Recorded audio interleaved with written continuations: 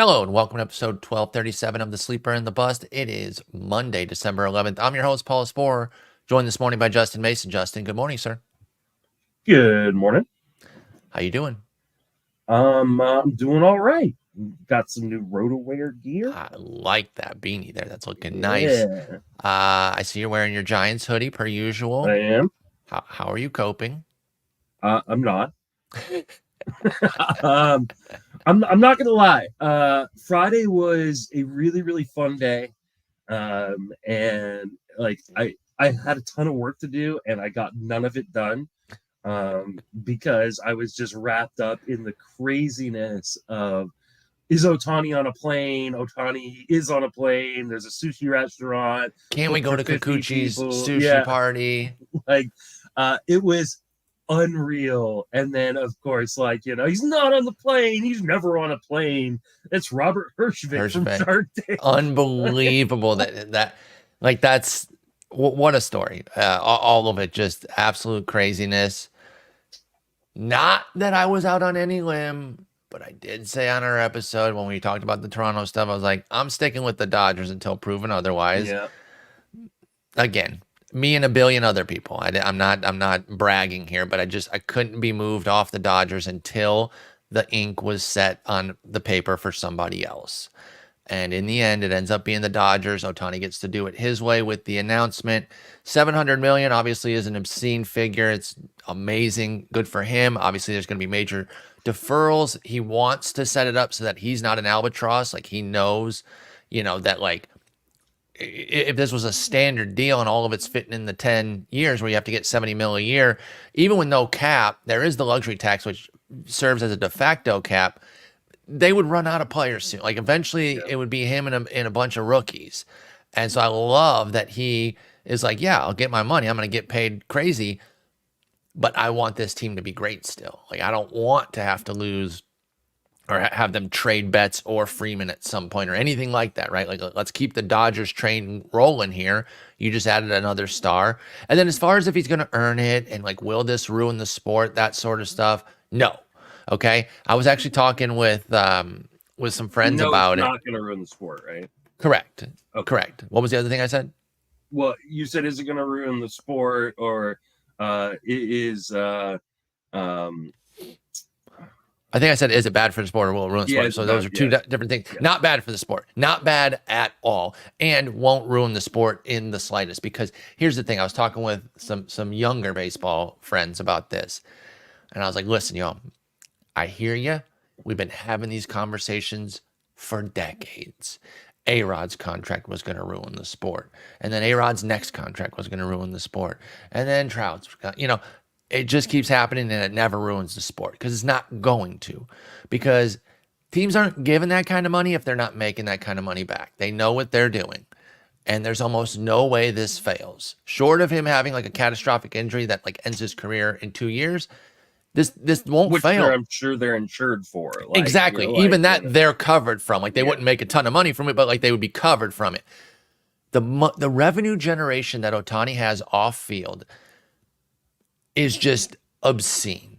It's you can't really get your head around it. And I'm not just talking the Japanese market, although that is a massive piece. The international market, the sponsorships that the Dodgers can get, the merch and all that sort of stuff. But also he obviously has a huge national imprint. And this was a major sports story. It wasn't just baseball. We are a localized sport. We don't always get the main stage on things. ESPN, has Sunday Night Baseball and everything, but like basketball and football are their bread and butter, and they were all over the Ohtani thing. We saw all sorts of random celebs in on it, and I don't know how much to put into that. Like, I don't think baseball is going to be the national pastime again or anything. It's just cool to have the spotlight for a moment, and we have the single greatest player to ever play the game going right now. And so, no, I don't think this will impact the sport negatively in any way, shape, or form. I have no problem with this deal. What do you think outside of your fandom? What do you think about $700 million for Ohtani? I mean, it's amazing and crazy, and I don't think. There was an interview with Chris Rose's podcast with the guy from John Boy. I can't remember his Trevor Plouffe. name. No, the actual guy. Jimmy O'Brien. Yeah, that guy. And Wait, you might cite something that I was going to cite. I was also going to give him credit, but I'm curious if you're going to cite it. Go ahead. and he was saying like they're going to make up 200 million in the next month. Like Easy. Like in jersey sales, ticket sales, like all this stuff that goes around. It's like the money isn't an issue. Exactly.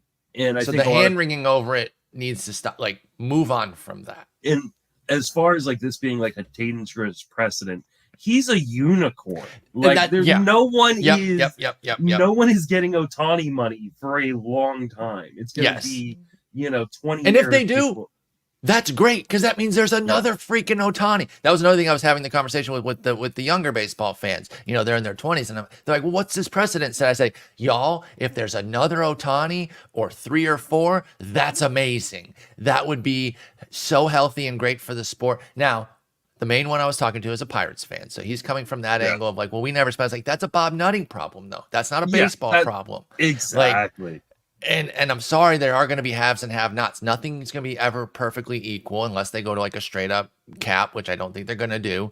And so it's just different. And I'm sorry that you're a Pirates fan and have to deal with that. But like, this is not going to harm the sport, even if it sets a precedent.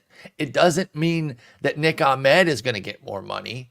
Right? Yeah. No offense to him. I just come up with a random player, but like, it doesn't mean Nick Ahmed's listening to the show. Like, he's hey, like, what the fuck did I do, dude? I just played some great shortstop out here. Dang, I used to like this show. These guys are roasting me now.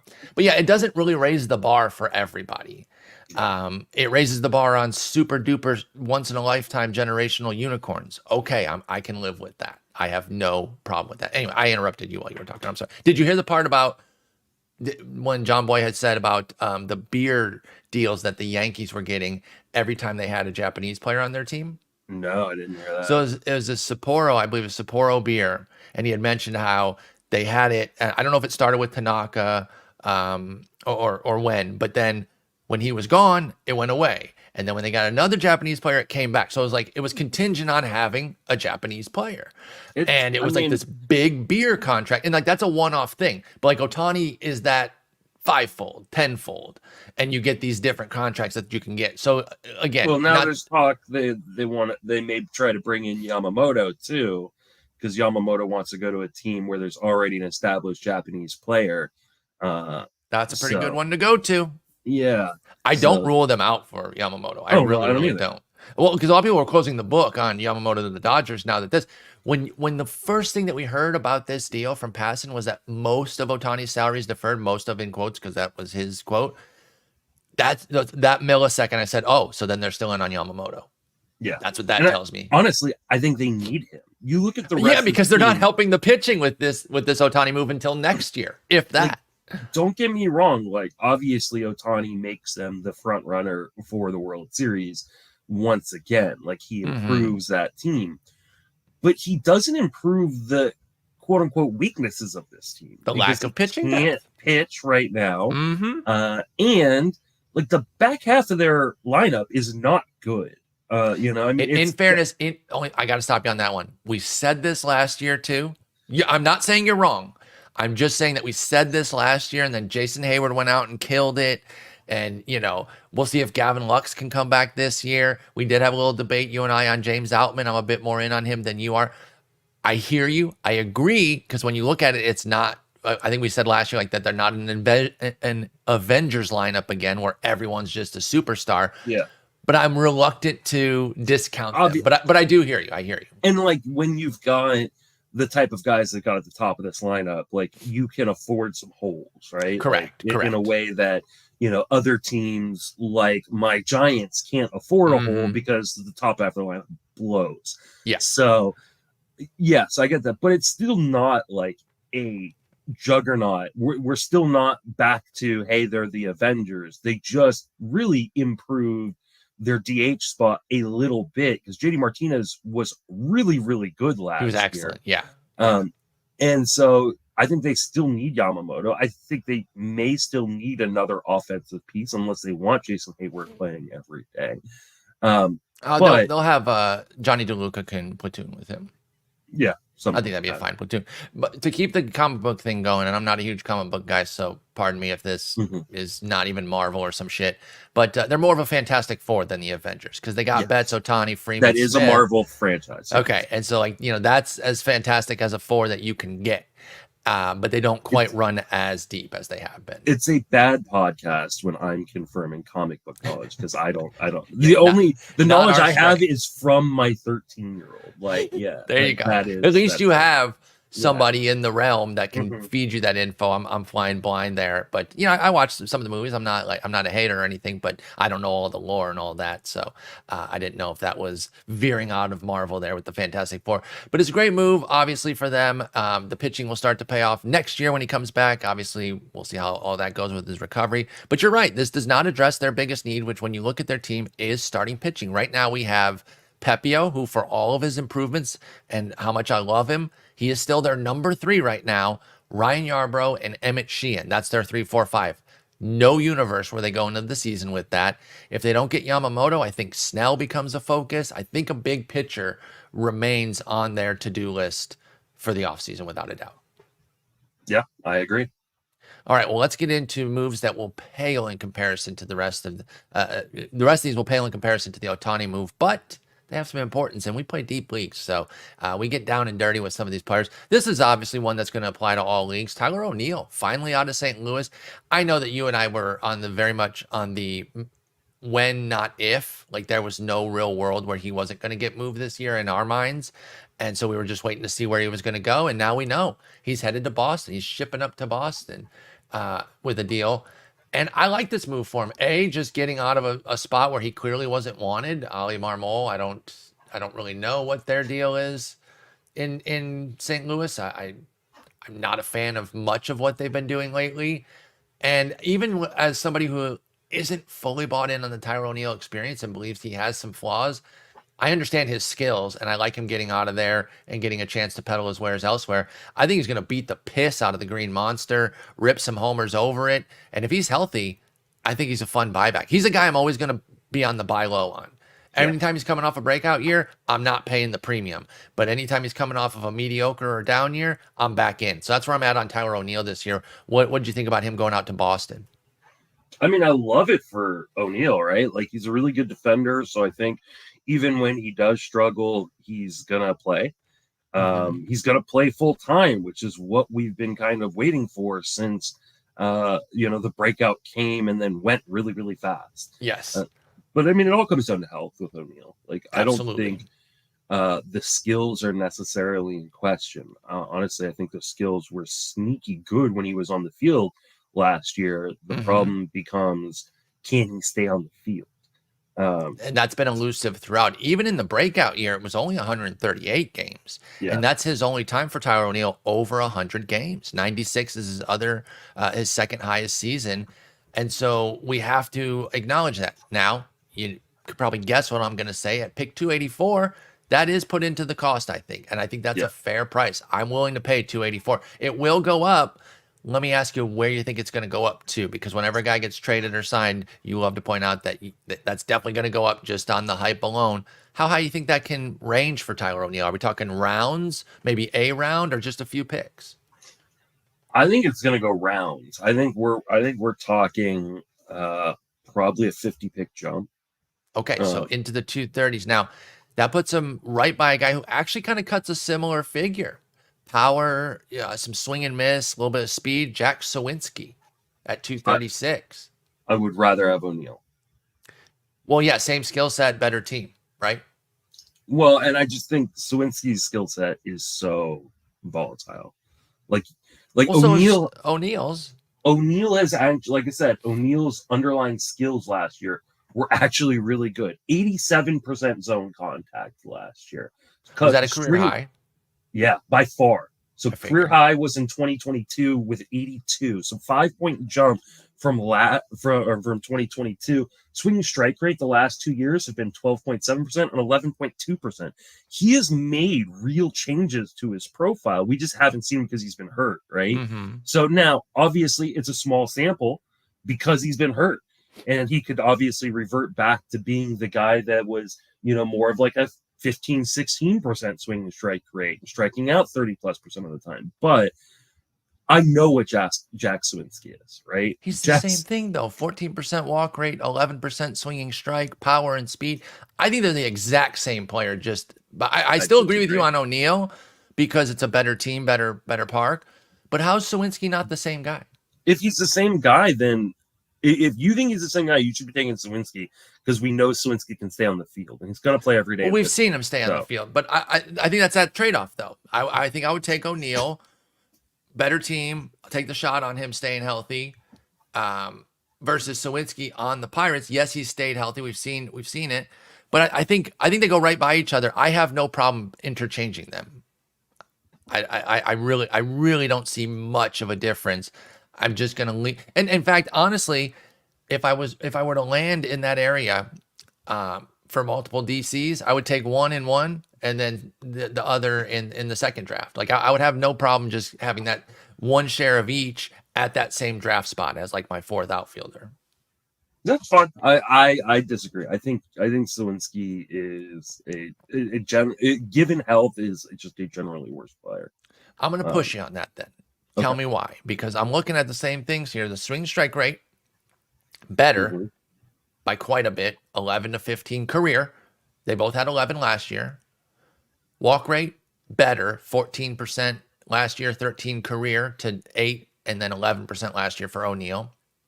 Strikeout rate is worse for Suwinski, but if they both have the same swinging strike rate, we've seen O'Neill be at 30% as well, and 32% career for Suwinski, 30% career for O'Neill, but 25 last year. What am I missing? What's the difference? I think Suwinski's batting average downside is worse than O'Neill's. I really do. Because we've seen it. We've seen like he just doesn't hit above 220, like pretty much. I don't think like 10 points of batting average is really swaying me. But that's the thing. I think that O'Neill is going to hit like 250 in Boston. So it's not 10 points of average. It's 30 points of batting average with potential of maybe this is less of a discussion about Suwinski, because maybe we both see Suwinski as the same, and me saying that I think O'Neill's upside, especially if he's healthy, is much, much higher than Suwinski's. Because it's not much higher, though. It's definitely not much higher. Because if we're talking upside, like the best they can be, how does Suwinski not have the power to smash in a decent batting average too, and like smash through the strikeouts? Is it batted ball profile? I can get you if that's where you're going to go, because he's at 54% in the air last year for Suwinski. That's too much in the air. That's not conducive to batting average. But he was 42 the year before. So like he can level out the swing a little bit. I don't know, but maybe we're going in circles a little bit. You have Suwinski, so you have O'Neill even higher. Yeah. I mean, this will all depend. Like, we may come back in a few weeks because we're gonna probably start position previews later this week. So in a couple weeks, when we get to outfield, and I've got my outfield projections done, I may come back and go, so listen, because I'm only willing to give Tyler O'Neill 475 plate appearances because he always gets hurt. Suwinski's actually higher in my range. So okay. Let's talk O'Neill then versus some other guys. If Suwinski is too low of a meter for you, your boy, you couldn't stay away. You got him in the Gladiator. JK, Jared Kelenic. He goes up next there in the actually Taylor Ward goes up next, but those profiles are a little different. So let me go Jared Kelenic, another swing and miss, power speed guy with some intrigue this year because he's going to a new, better team. 223 is where Kelenic is. Kelenic or Tyler O'Neill? I think it's Tyler O'Neill. And before you roast me for taking I won't roast Jared Kelenic, I took O'Neill 2 rounds ahead of Kelenic. Very fair. And by the way, I actually did not hate your Kelenic pick. I considered him at the Tavares pick the round before. I was looking, I was like, I waited a really long time after taking my first outfielder in the first round. I didn't take another outfielder until the 15th round. But then I went Varsho, O'Neill, Oh, John Means, Jared Kelenic. that's perfect. My next guy was Varsho. Now, you didn't know O'Neill was in Boston during that yet, so I'm I curious. literally like O'Neill was traded in between my Varsho and then my next pick. And Or so actually, no, he might have been traded before my Varsho pick. I just felt like I could get O'Neill later. which you did. By the way, Sawinski, the pick before O'Neill. Did you see that? I did In our not. draft. Oh, that's cool. Literally the pick before. There we go. But what about Varsho now? Now that you know that O'Neill's in Boston. Varsho. I'm going to be really high on Varsho this year. I just, he is him and the guy I just mentioned, John Means, are John the Means two business, guys, baby. the two guys that I have drafted in all three of my gladiators so far. I disapprove of you doing that to Varsho only because I had to talk you into him, and now you're stealing him from me. Yeah, he's my dude, though. Mine. He's our dude. No, mine. Our dude. I don't see him on any of your gladiator teams. Because you keep taking him from me. So the thing with Varsho was we talked about him at the AFL show, and what happened was, what I think is happening and going to happen in drafts is people are going to discount him because he's not catcher anymore, and they're really just going to miss out on the fact that, yeah, it was a down year. I'm not going to sit here and try to argue that a 674 OPS was sweet, but he still went 20-16 despite that.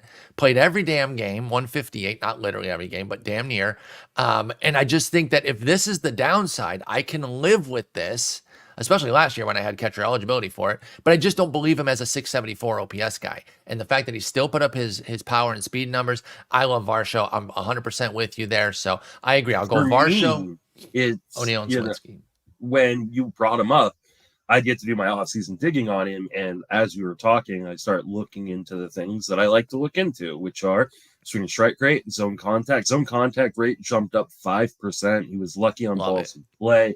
He had a 256 BABIP. That's not going to hold. This is Varsho, right? This is Varsho. Yeah. All the things, he had, all the things are there for him to be like, okay, last year was a transition year, and though it was a quote unquote down year, like you said, 2016 is not bad for a down season.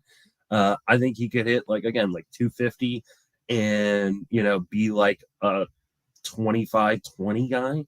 Yeah. After pick 200. Yeah. After pick 200. I love it. I'm totally there with you. You got him at 219 in the last draft, and I don't know what that pick number is for this draft.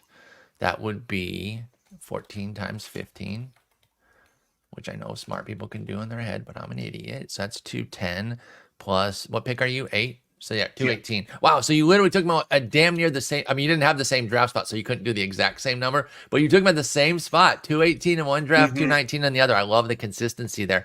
Somebody likes Dalton Varsho more than us, though. His min pick in the DCs is 115. I wonder if they had to have thought he had catcher. Yeah. So, and someone mentioned this, I think, on the YouTube channel comments, that part of the draft movement that we've seen, that we were discussing the last two episodes, was that prior to the World Series ending, I know exactly what you're going to say. They still had old positions on. And that's probably exactly what happened to Varsho then. Someone was like, "Oh, he's still catcher eligible," and they put him in as a catcher. And give me 2016 behind the dish. And then you're not getting that. And that was something that hopefully NFBC can work next year. Like, don't run drafts that are on old eligibility, or maybe find a way. What's that? They're not going to. No, because people want to draft earlier and earlier, and they can't flip things over until they got to figure something out, though. Because the postseason contest. Like, I don't know, just kind of have it. I don't know, plastered somewhere in the draft room. They warn you when you sign up for a draft. Okay, fair enough then. If they're putting it out there, I mean, I knew, so I'm not saying like, oh, I missed it, so they have to do better. I knew, but I'm a nerd that's like way into this, and I guess you can make the case that any nerds that are going to be drafting at this point are going to be up on everything too. You should know, yeah. So that's fair.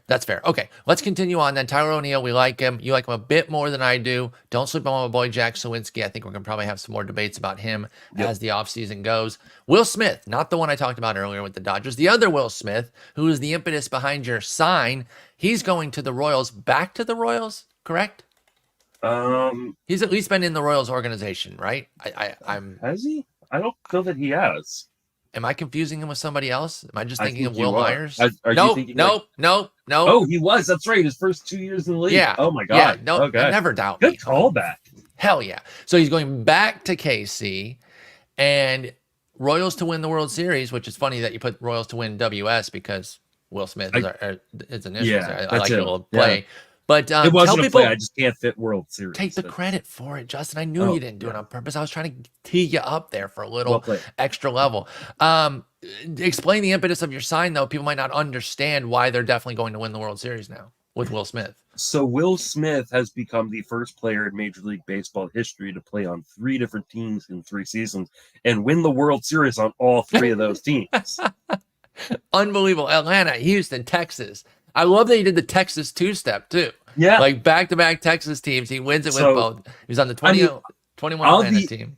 Obviously, like, he could be traded and probably will be traded. So whatever team trades for him, that's the team that's going to win. Deadline. That's because the Royals aren't winning. But so, okay, is this a savvy move by the Royals, knowing that he's the Robert Horry of baseball and he guarantees a title? Mm-hmm. So they know that they can get like a premium prospect for him, even if he has a 6 ERA in July. Yep. This is a genius move. I respect the shit out of that. Plus, he's probably going to close. I was going to say, that's my Kansas question. City, like, is he closing? So I think so. You would think. I mean, I took him. I immediately took him in our it really kind of screws my James McArthur early shares because that's who I had as my guy, and maybe they platoon a little bit. But they are right left, right? I believe so. McArthur's righty. I believe.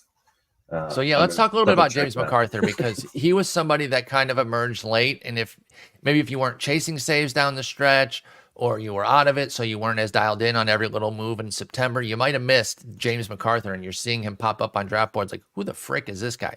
26-year-old righty, 26% strikeout rate, 2% walk rate. Excellent numbers there in his 23 innings. The 2% walk rate seems like a hot run. He never had that kind of control in the minors. And like I said, this is a 26-year-old kind of not a journeyman. He's only been on 2 teams, Philly and now KC, as far as their orgs. But I love the ground ball, 59% ground ball rate there. So he kept the ball down. He didn't walk anybody, and he had a little bit of success. It was a 4.63 ERA, but an 0.94 whip and 4 saves. So people were kind of looking at McArthur as possibly the guy in KC.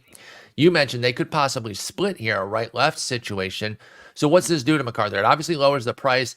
Will you draft him, say, 30 picks cheaper? I'll get his ADP here in a moment. Are you still going to stick with McArthur?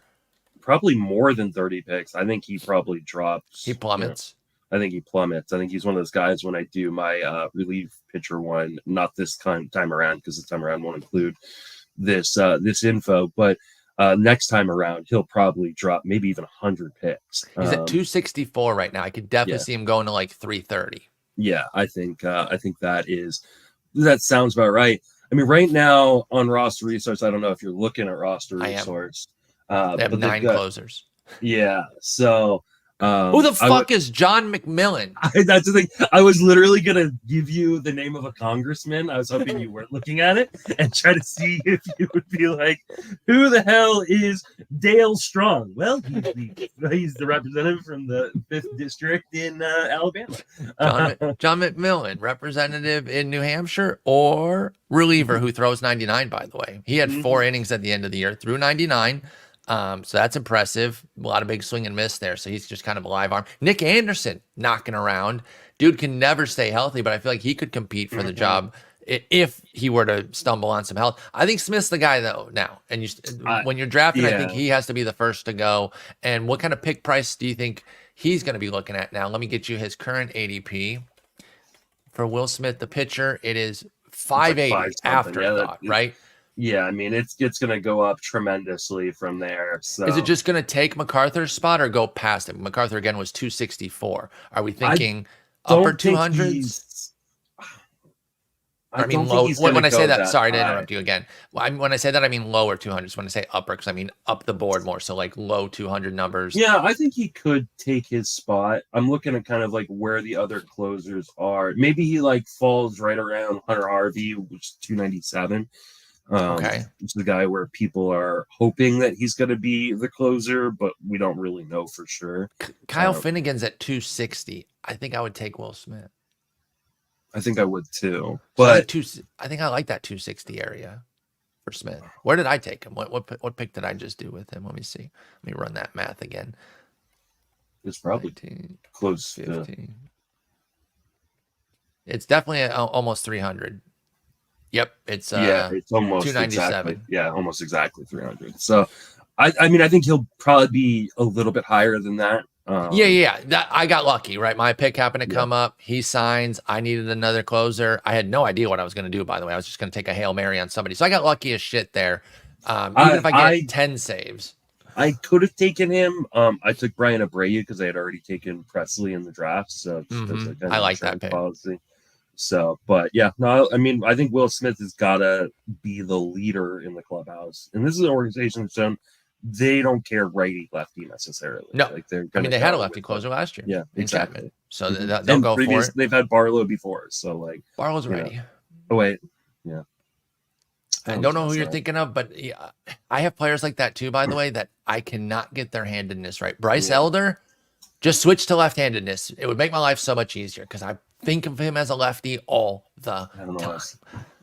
But anyway, we're on the Will Smith train here. James McArthur, afterthought. You taking James McArthur in DCs? Yes, absolutely. Yeah, I would still because be down. I do think that McArthur will get saves, and I also think that once they trade Will Smith, it could go right back to McArthur. Easily kind of the next man up. Yeah. All right. So when I saw you making the list, by the way, thank you for doing that this morning. I was getting a few things done right as we were getting ready. I came in there while you were doing it, and I put no next to this guy. We can't talk about him. But then you made the case that, like, hey, he might actually get playing time now. Evan White to the Angels. Now, the Braves traded him over there, and the Braves have been doing so many moves. They get a guy, and then he's gone 3 days later. I call it their red paperclip offseason. You know what the red paperclip is? No. Like where there was this whole big thing. This was probably decades ago now, if not at least a decade. Like turning a red paperclip into a house by trading up. And like, it was yeah. Uh-huh. So, you red paperclip this. You turn Evan White into... they're going to turn him into Mookie Betts somehow. I made the joke that he is that guy in everybody's dynasty league that makes a million trades that don't make sense, but at the end you go, how did he build a juggernaut? Like, what? Like, I'm going to say this. This is old experience, and it was tertiary experience because I was just kind of latched on to Eno in this league. I think it was called Devil's Rejects. But this guy, Tom Trudeau, is the Dipoto. He's a total Dipoto. And sometimes I look at his trades, I'll be like, what the hell? And then I look at his team all the time, I'll be like, he's fucking amazing. So I think that's when you said that, that's the first guy I thought of was Tom Trudeau. And I don't say that as a slight at all. Always impressed with the moves that he did. And I would look at the dust I'm after the dust settles. In that league that Eno was getting the emails. Yes. Yeah, because Tom, good fantasy mind, great dynasty player. Mm-hmm. He is the guy that will send you 74 trade requests at once. Yes. He wants a trade. He and Ian Conn could be the best friends ever. No, because Ian's only going to send you one, but he's going to get you on the phone for half. I was going to say, well, Tom talk. That you're 100% right. If Tom won't get on the phone, then they will not be best friends. I wanted to see Ian Conn and Jake Seeley have a trade discussion. And then, I want a little quorum. Yeah. Tom Trudeau, Fred Zinke, Ian Conn, and Jake Seeley, all four of them.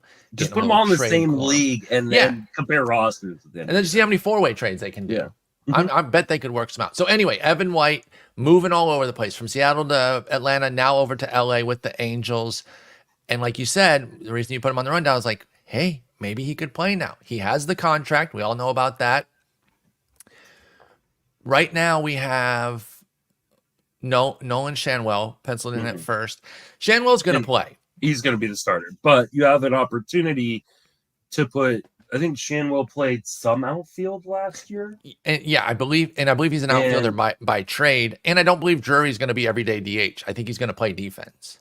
And I think one of the things we want to remember is that, Evan White has struggled offensively in the majors and in the minors, this last year. He is a premium defensive player. He's got a 70, 80 grade, defensive tool on our site. And he's one of those guys where they could just say hey, Shanwell moves to the outfield or as a DH, and we bring in Evan White, at least defensively, he's going to help out. So I don't think you're drafting him in anything, shallower than a draft and hold right now, like really, really late as a dart throw. But yeah, he's one of those guys that like he could be a volume player at some point. he still just 26 years. Oh wait, no, 27 now. Going into his age 28 season. Wow. Okay, so it's a little do or die time here for Evan White, but he certainly has more interest now than he did in Atlanta. Like, I know when he went to Atlanta, people were like, ooh, Atlanta, they might see something in him. He was never going to play unless the team, was Thanos. Another comic book reference when he snaps his fingers and dusts everybody. But, unless that happened to half their team, Evan White wasn't going to play there. This is a better move for him because we have Anthony Rendon penciled in, which is ambitious, right? Because we know his health profile. And as much as I love my boy Taylor Ward, he's had health issues. So there's going to be opportunities if he can get his bat on track a little bit there for Evan White. So keep him on your board in the 50-round draft and holds. And maybe this guy too, the guy who went back, or one of the guys who went back was David Fletcher, who's on the Braves right now. But I'm going to stress right now because he could get flipped too. Who knows? Yeah, probably will. But do you care about David Fletcher as a utility? He basically takes the Nicky Lopez role, right? Yeah, I think so. This is one of those guys I think that the Braves could easily end up keeping because they like these type of players, right? Yeah. They like Orlando Arcia's of the world, guys who can play all-star Orlando Arcia to you, sir. Exactly, right? Guys who can play multiple defensive positions, aren't zeros with a bat. They may not be great with a bat, but Fletcher's had some decent years where he can give you that bat. Yeah, exactly. Where he can put the ball in play and move things along. And, last year was, kind of a difficult year for him, but, he has a sub 10% walk rate or 10% strikeout rate for his career. Like he's guys putting that ball in play. Yeah. And when you've got, a roster of guys who are getting on base or, hitting doubles and triples, sometimes you just want a guy who can get up there and make a play and just put the ball in play. So, I could definitely see him. I think what this does do is potentially complicate things even more for Vaughn Grisham, who he's got to go to the outfield. I'm not saying it's open. I'm just saying he has to add that to his arsenal if he wants to find playing time. To AAA it would certainly seem like it at this juncture because the Kelnick obviously blocks off left, which people were thinking maybe he could be the left fielder, but he needs to put outfield in his tool belt to just be a super util. Vaughn Grisham does. Maybe Grisham is the guy who gets traded. Maybe he's the next one out. Yep. AA might have 12 more deals on tap. A Dylan Cease deal that includes Vaughn Grisham. I'd be so down for both teams. I think that makes a lot of sense.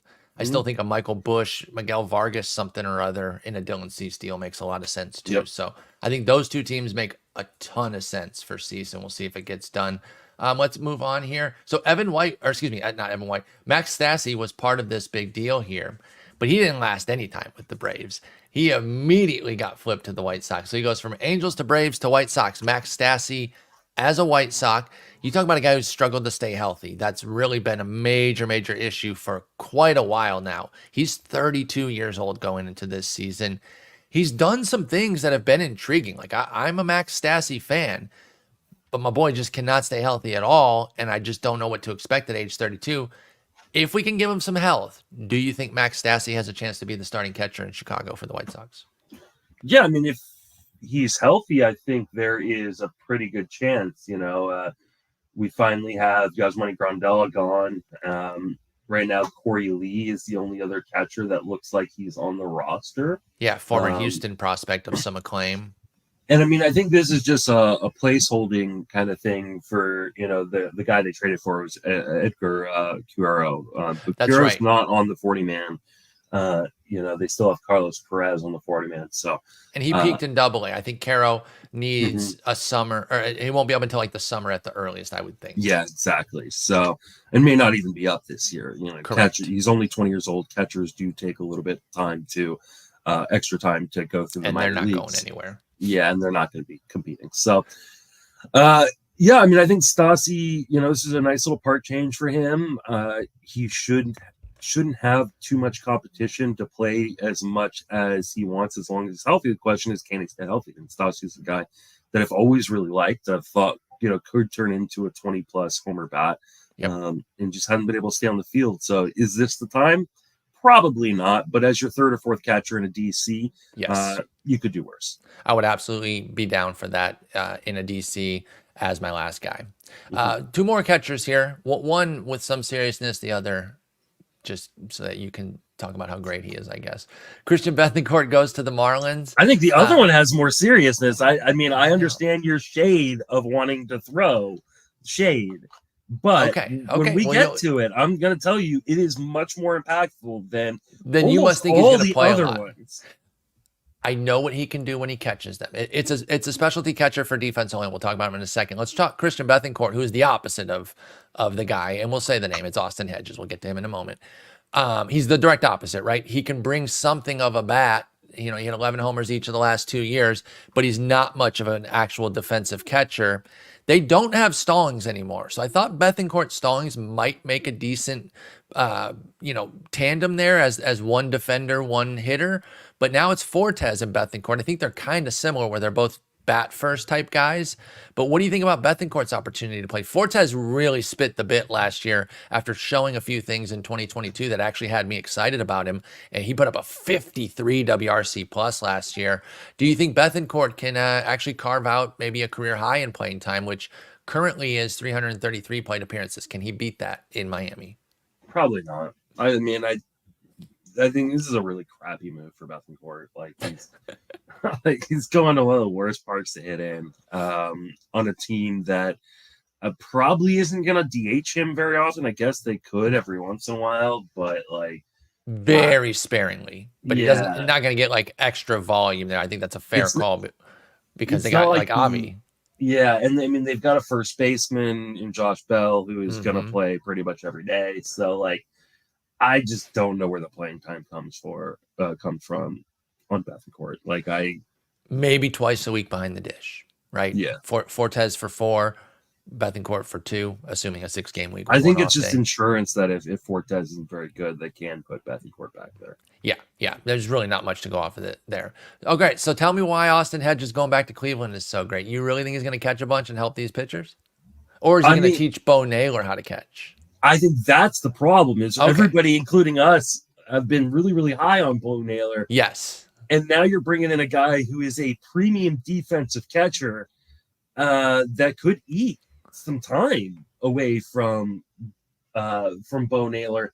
I like my idea of him improving Naylor, though. He could improve Naylor. He also could, turn into a 50-50 timeshare, because one of the things we've seen with Cleveland in the past is they really like a good defensive catcher. Specifically this one. They played him for 21 and 22 quite a bit. So I'm a little worried on Bo Naylor. Bo Naylor was right at the cusp in terms of his ADP of where I was feeling okay taking him. Now I feel like he is going to be going way too high. Do you think the rest of the community will take this move to move Bo Naylor's price down, or the rest of the community is going to treat him like you do and treat properly? Yeah, treat Hedges like you do and laugh at this. But I think you need to shave some Bo Naylor playing time down a little bit, which hurts. And so while, yes, obviously you are not drafting Hedges in anything other than a 12-team AL only, and even then 30-team AL only. Yeah, you'll probably find something better. I think this hurts Bo Naylor, and I'm a little worried about whether or not he's going to have the kind of full plate appearances we were kind of looking forward to this year. He's top 12 catcher right now, 167. That's not that's too high. That's not a low price. Ohtani, Heim, Ruiz, Garver, Stevenson, all going behind him, Campusano. And I think I like all those guys. I think before this move, I like all those guys at least as much, if not a little more for some of them. And now you factor this in. So you were right to put him on here because it does affect Bo Naylor. Even if he's not taking a ton of PT, they know that if Naylor's in a lull at the dish, you could see Hedges playing for like 2 weeks straight, and Naylor barely fitting in because he helps the pitchers so much. You could also see Naylor going to the minor leagues. Feasibly, yes, which I really hope that's not the case. I really hope he was brought in to train Naylor or really be a big part of Naylor's catching development. But I think you're right, because they've shown in 21 and 22 very recently that they will play Austin Hedges. They played him for 312 and 338 plate appearances in those 2 seasons. I think you're right that we cannot just completely dismiss it. Now, they didn't have Bo Naylor ready to go in those years. One of them was Roberto Perez. The other was Luke Maile.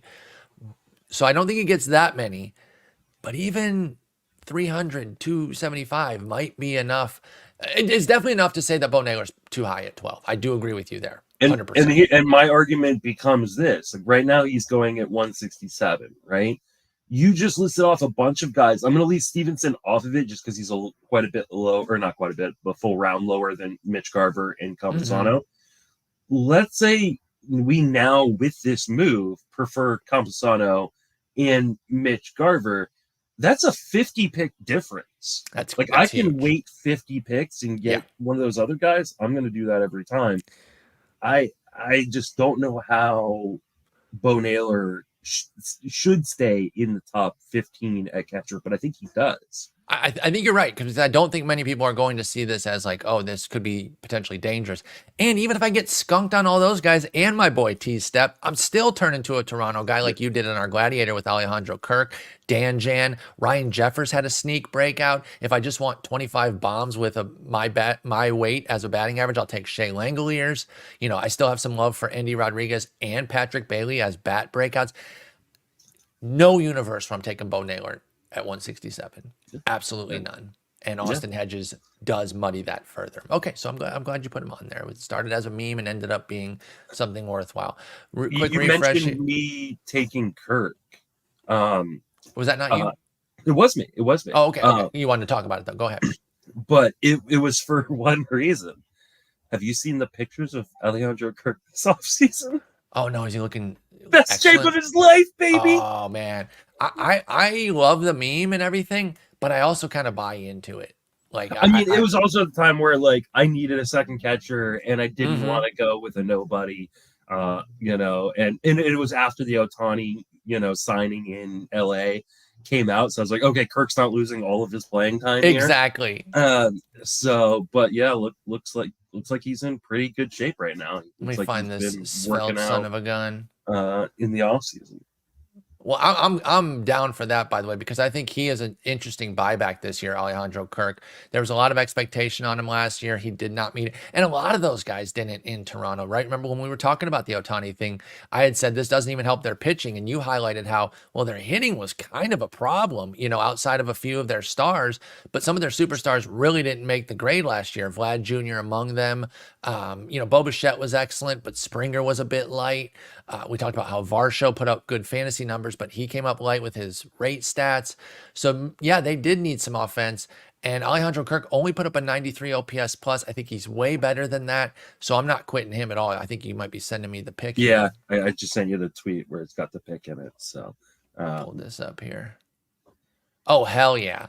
Hell yeah, dude. No, again, I love these memes about best shape of your life and all that, but I like seeing a guy get themselves together, put their body in a better shape, no matter what. I don't give it a ton of credence necessarily, because I also I'm not moving up rounds or anything. Yeah, no, but I much prefer seeing this than seeing Pablo Sandoval come into camp like 300 pounds, right? Exactly.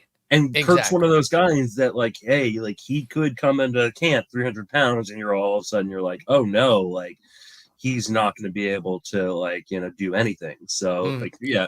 It's not necessarily a plus, but it's definitely not a negative. Exactly. Yeah. Never put too much stock in it. Don't raise Alejandro Kirk by 2 rounds. Just keep taking him at pick 273. Yeah. And enjoy that discount. Catcher's deep right now, y'all. Again, I'll still get a stud. I took Rutschman in this Gladiator. I'm still down to get a monster. But then my second one in most drafts is going to come a lot later. I happen to go double stud in this Gladiator with Rutsch Heim. I think Heim's a stud as well. But if I had lost out on those guys and I quote unquote had to settle for Kirk like you did, Yeah, I I think took that's fine. 278. I'm totally Yeah, fine you with went Sal Perez and Kirk, and you picked them 10th and 18th round or 19th round. I love that.